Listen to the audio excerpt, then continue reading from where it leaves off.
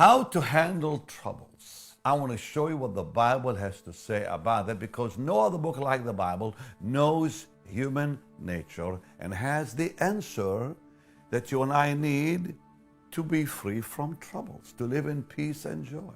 What would you do if you were Jacob and you escaped from one enemy and another enemy was coming your way within hours of each other? Do you remember Laban chasing Jacob to kill him? God had to stop Laban from harming Jacob. And after that, who comes against him? His own brother, Esau, with 400 men. He wasn't exactly coming to say, hello, how you doing? He came with hostility in his heart. Now, the Lord had said to Jacob, he said, go back to Bethel. But he doesn't obey God. Instead, he goes to Shechem. And when he gets to Shechem, his girl, Dinah, was raped by the prince of that area. Later, we find out that his children begin to serve false gods. That's all in the Bible. And the Lord has to come back to say, please go to Bethel. This is where I want you to go. Because he didn't listen to God. He went to the wrong place, gets in trouble. So often people are in trouble because they're not in the place where God wants them. He would not have had a problem with his own daughter getting raped had he gone to Bethel. He would not have had a problem with his children looking to false gods had he been in Bethel. Finally, he had to wake up and say, you know what, let's go to Bethel where we should be in the first place, and let's take all those gods and all the earrings. And he buried all that and kept it in Shechem. So now, after God had just set him free from Laban, sends his angels to comfort him and to strengthen him, now fear takes over again. And it says, and he was greatly afraid, not just afraid. Verse 7, he was greatly afraid and distressed. So he really forgets all about the promises of God at this point. And then he prays. So that was the best thing he did. He turned into his fear into a prayer.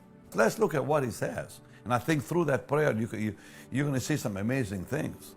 He said, O God of my father Abraham, God of my father Isaac, the Lord which said to me, return to your country, to your kindred, and I will deal well with you.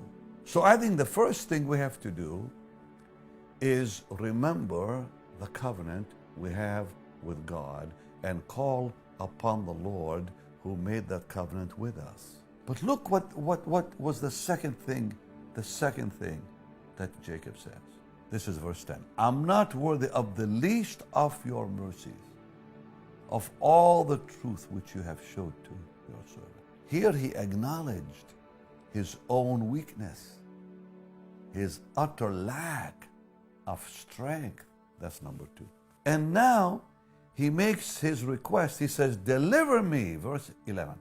Deliver me, I pray thee, from the hand of my brother, from the hand of Esau, because I fear him, lest he will come and smite me and kill us all.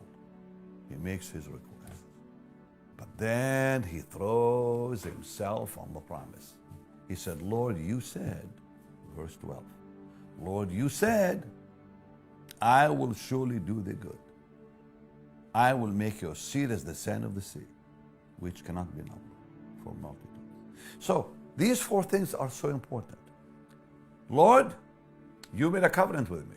Lord, there's nothing in me that I can look to. Lord, here's my problem. I'm making that request. And Lord, I want to remind you about your promise.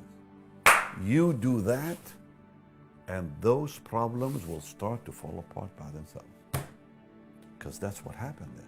So today, remember what I told you. Please, God made a covenant with us. He is not going to forget the covenant. We may forget the covenant. But when those troubles come, it's time to remember the covenant. And then you say, Lord, I have no ability, I have no strength in me. When those troubles come, you cannot depend on your own strength and self. There's nothing in you can look for to help you. You make your request now to the Lord, and you throw yourself upon his word and let him do